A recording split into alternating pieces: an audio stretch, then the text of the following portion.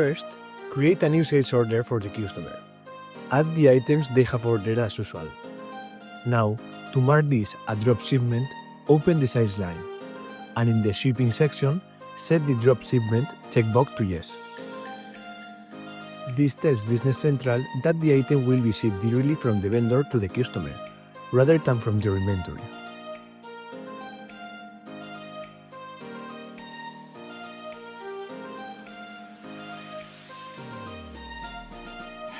Now, let's manually connect our purchase order to an existing sales order. Start by creating a new purchase order for the vendor who will deliver the goods directly to your customer. In the Shipper and Payment Fast tab, change the Ship to field to Customer. Then, in the Sell to Customer number field, select the customer from the related sales order.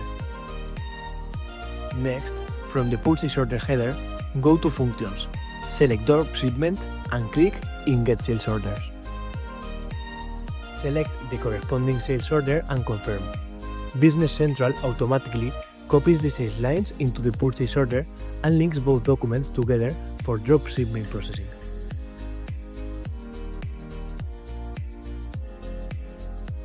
Once the sales and purchase orders are linked, you can easily navigate between them directly from the documents. From the purchase order, go to Lines Fast tab. Then in the menu, select Order.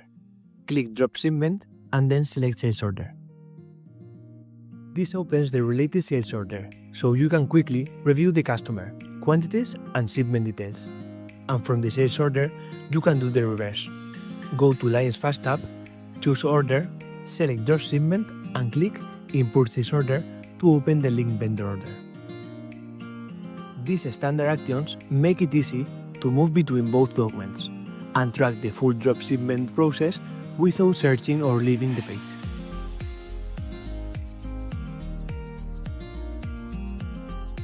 Once the vendor ships the goods to your customer, you can post the purchase order as received.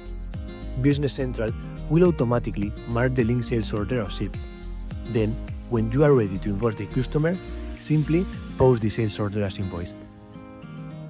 This process keeps everything synchronized: quantities, costs, and letters, all handled automatically by the system.